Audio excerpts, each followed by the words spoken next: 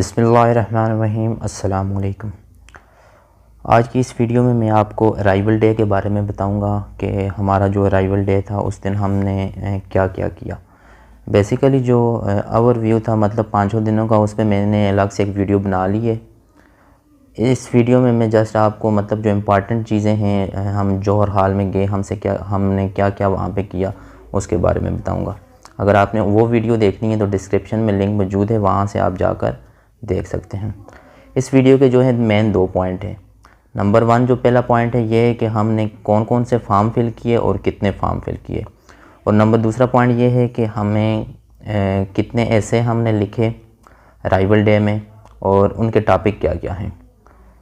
तो चलें वीडियो को करते हैं स्टार्ट।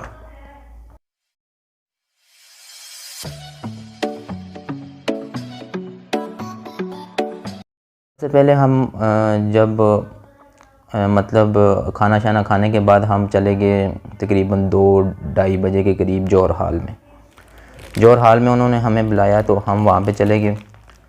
वहाँ पे सबसे पहले हम बैठे, स्टाफ आया, उसने हमें इंस्ट्रक्शन वगैरह दी और उसके बाद उन्होंने हमें फॉर्म देना शुरू कर दिए। 1 बाय 1 उन्होंने हमें फॉर्म दिए स्टाफ ने। उसमें हमारे पास जो फॉर्म थे, उसमें जो पर्सनल डेटा फॉर्म थे वो हमारे पास 4 थे। उसके बाद एक फार्म था चिट फार्म और इसके बाद एक और डेटा फार्म था। मतलब ये टोटल हमारे पास 6 फार्म बनते हैं। 6 फार्म में जो पर्सनल डेटा फार्म है 4 जो थे, उसमें से वो मतलब पूरा एक जो फार्म होता है ना, वो हमें स्टेप बाय स्टेप वो ख़ुद फिल करवाते हैं कि इस जगह पे आपने ये लिखना है। सबसे पहले नाम लिखना होता है, आपका जो चेस्ट नंबर है, जो आपका बेज नंबर है, आपकी डेट, मतलब स्टार्टिंग डे से लेके एंडिंग डे तक जो भी आपकी डेट बनती है 4 दिन की, वो आपने लिखनी होती है। मतलब ये पर्सनल डेटा होता है। इसमें आपने अपने वालिद साहब का डेट ऑफ बर्थ आपको याद होनी चाहिए, मतलब एज कितनी है, वालिदा की एज कितनी है, वो सब कुछ आपको याद होना चाहिए। या आपके साथ पास मतलब बायोडाटा फार्म होना चाहिए जिससे देख के आप ये सारी चीज़ें फिल कर सकते हैं। इसके अलावा आपको अपने मैट्रिक के, एफएससी के, या अगर आपने ग्रेजुएशन की हुई है तो ग्रेजुएशन के मार्क्स, परसेंटेज और ईयर वगैरह आपको याद होना चाहिए कि आपने कब की थी। तो ये मतलब ये जो फार्म होता है ये पर्सनल डेटा फार्म होता है। इसमें आप पर्सनल बातें, मतलब नाम, वालिद साहब का नाम, आपके बहन भाई कितने हैं, उनकी एज कितनी है, उनकी डेट ऑफ बर्थ, ये सब कुछ आपको याद होना चाहिए। ये एक वो फिल करवाते हैं। उसके बाद आपको कुछ टाइम दे देते हैं और उसमें आपने ये 4 फार्म मतलब सेम टू सेम होते हैं, वो आपने फिल करने होते हैं।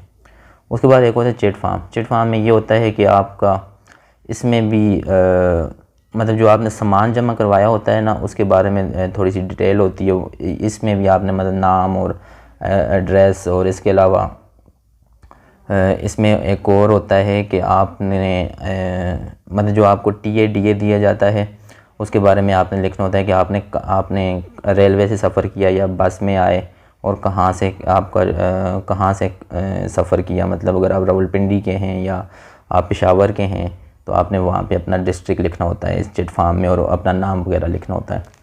उसके बाद एक और डेटा फार्म होता है, ये सिंगल पेज फार्म होता है। इसमें भी आपको मतलब अपने नाम, वालिद साहब का नाम, अपना एड्रेस, उसके बाद हॉबीज़, स्पोर्ट्स, स्विमिंग वगैरह, इन चीज़ों के बारे में आपने लिखना होता है। और ये मतलब इजी होता है बिल्कुल, आपको हर एक चीज़ स्टेप बाय स्टेप गाइड करते हैं। उसके बाद जब ये तीनों जो सारे जितने फार्म हैं, 6 फार्म ये फिल करेंगे तो उसके बाद एंड में आपको, फार्म के एंड में आपको एक और पेज नज़र आएगा जिस पे आपको एसे लिखना होगा। एसे मतलब तकरीबन होता है 500 वर्ड का एसे होता है एक, और ये आपके पास थोड़ा ही टाइम होता है, तकरीबन 10 मिनट तक। इतने टाइम में आपने ये ऐसे कंप्लीट करना होता है। नहीं, 10 मिनट टाइम नहीं होता, ये टाइम होता है 30 मिनट टाइम था हमारे पास। 30 मिनट में हमने ये ऐसे 500 वर्ड का कंप्लीट करना होता है ये, और ये टाइम बहुत जल्दी गुजरता है वहाँ पे। और हमारा जो टॉपिक था, जो फर्स्ट टॉपिक हमारा था emergence of dynamics and challenges of AI, artificial intelligence के बारे में हमारा ये टॉपिक था। और इसके बारे में हमने ये ऐसे लिखना था 500 वर्ड का।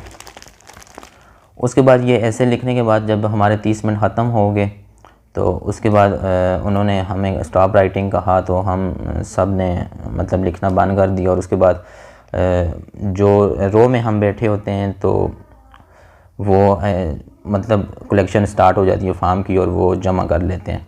उसके बाद सारे फार्म शाम जमा करने के बाद थोड़ा सा हमें बताते हैं कि अब आपके पास जो साइको वाले होते हैं वो आएंगे, वो आपके साइकेट्रिस्ट जो होते हैं वो आके फार्म वगैरह आपको देंगे, तो उसके बारे में इंस्ट्रक्शन देते हैं।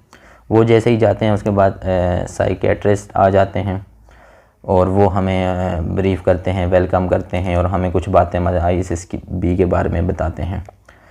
उसके बाद उनका एक फ़ार्म होता है, वो फार्म उनका एक ही फार्म होता है और उसमें एक एसे एंड में लिखना पड़ता है। वो भी फार्म जो होता है बायोडाटा फार्म होता है, उसमें आपने अपनी हॉबीज़ लिखनी होती हैं, अपनी मतलब आपको किस चीज़ में इंटरेस्ट है और जो पर्सनल डेटा होता है वो आपने फिल करना होता है। और उसमें मतलब आपकी खूबियाँ क्या हैं, आपकी खामियाँ क्या हैं, ये भी आपने लिखनी होती हैं। आपके दोस्त आपके बारे में क्या सोचते हैं और आपके जो दुश्मन हैं वो आपके बारे में क्या सोचते हैं। ये फॉर्म फिल करने के बाद एंड में आपको एक जैसे ही फॉर्म फिल होगा उसमें उसके बाद आपको तकरीबन 6 मिनट का टाइम दिया जाएगा। उसमें आपको ये ऐसे लिखना होता है। ये मतलब एक छोटा सा होता है, इसमें कोई लिमिट नहीं होती कितने वर्ड लिखने हैं, लेकिन आपके पास टाइम लिमिट होती है, वो उस टाइम में आपने इसको कंप्लीट करना होता है। तो जो हमें टॉपिक मिला था वो था the greatest success of my youth, मतलब मेरी जवानी की जो बड़ी कामयाबी है वो अब तक की कौन सी क्या कामयाबी है। तो ये हमें टॉपिक मिला था, ये हमने 6 मिनट में लिखना था। ये टॉपिक लिखने के बाद मतलब फॉर्म कंप्लीट होने के बाद वो कलेक्शन करते हैं, फॉर्म सबसे ले लेते हैं और उसके बाद थोड़ी बहुत इंस्ट्रक्शन देते हैं और हमें फिर कहते हैं अब आप जा सकते हैं।